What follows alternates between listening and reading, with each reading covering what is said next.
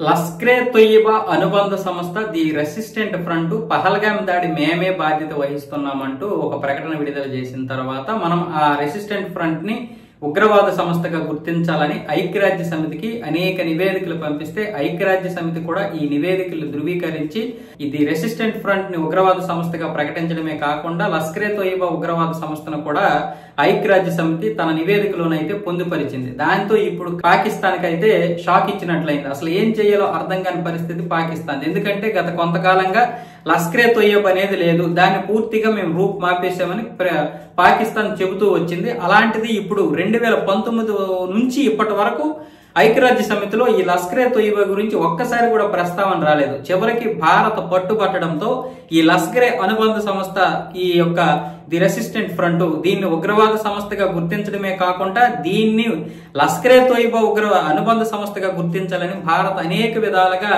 ప్రయత్నాలు చేస్తే ఇప్పుడైతే ఇది సక్సెస్ అయింది. ఇది దౌత్య పరంగా చాలా పెద్ద విజయం అని చెప్పొచ్చు. ఎందుకంటే ఇక్కడ లష్కరే తొయ్యబా గురించి ది రెసిస్టెంట్ ఫ్రంట్ గురించి నిన్నైతే ఒక పెద్ద నివేదిక వచ్చింది ఐక్యరాజ్య సమితిలో. ఈ రోజు కూడా దాని గురించి ఒక పెద్ద సమావేశమే జరుగుతోంది. ఈ సమావేశంలో ఈ రెండు ఉగ్రవాద సంస్థల గురించి మాట్లాడడం జరిగింది. ఈ పహల్గామ్ దాడిని లష్కరే తొయ్యబాకి అనుబంధ సంస్థగా ఉన్నటువంటి ది రెసిస్టెంట్ ఫ్రంట్ చేసిందంటూ ఈ నివేదికలోనైతే పొందుపరిచారు. దాంతో పాకిస్తాన్ కి ఒకసారి దిమ్మ తిరిగింది. ఎందుకంటే ఇప్పటి వరకు ది రెసిస్టెంట్ ఫ్రంట్ లేదు, లష్కరే తొయ్యబా లేదు, ఇదంతా అబద్ధము, భారతదేశం చెబుతున్నటువంటి కట్టుకథలు అని చెప్పింది కదా. దాంతో ఇప్పుడు ఐక్యరాజ్య సమితి చేసినటువంటి నివేదిక వల్ల పాకిస్తాన్ చెప్పినవన్నీ కూడా అబద్ధాలు అని తేలింది అనమాట. సో అది పాకిస్తాన్ బాధ.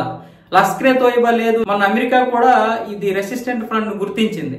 అప్పుడు కొంచెం మొదట ఏమొచ్చేసి వ్యతిరేకించినటువంటి పాకిస్తాన్ తర్వాత తేరుకొని మేము దీన్ని అంగీకరిస్తున్నాము, ది రెసిస్టెంట్ ఫ్రంట్ అయితే ఓకే, కానీ భారత్ చెబుతున్నట్లుగా లష్కరే తొయ్యబా ఇందులో లేదు, అసలు లష్కరే తొయ్యబానే లేదు, ఆ ఉగ్రవాద సంస్థే లేదు, ఈ ప్రపంచంలోనే లేదు, అది రూపు మాపేశాము, దాన్ని పూర్తిగా నాశనం చేసాము, జైషే మహమ్మద్ ఉంది కాబట్టి దాని మీద మీరు ఎటువంటి ఆరోపణలు చేయొచ్చు అన్న విధంగా పాకిస్తాన్ మాట్లాడితే ఇప్పుడు ఐక్యరాజ్య సమితి ఏం చేసిందంటే ఇప్పుడు లష్కరే తొయ్యబా అనుబంధ సంస్థగానే గుర్తించింది. దానివల్ల ఇప్పుడు పాకిస్తాన్ ఏమొచ్చేసి గిలగిల గింజుకుంటుంది అనమాట.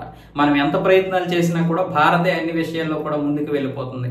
అక్కడ ప్రతిపక్షాలు కూడా షాబాజ్ షరీఫ్ నువ్వు ఇంకా జీవితంలో పనికిరావు, అక్కడేమో సింహం పరిపాలిస్తుంది, ఇక్కడేమో నువ్వు పిల్లు అయిపోయావు, మా బతుకులు ఇలా ఉన్నాయని వాళ్ళు కూడా అదే విధంగా మాట్లాడుతున్నారు పార్లమెంట్ లో.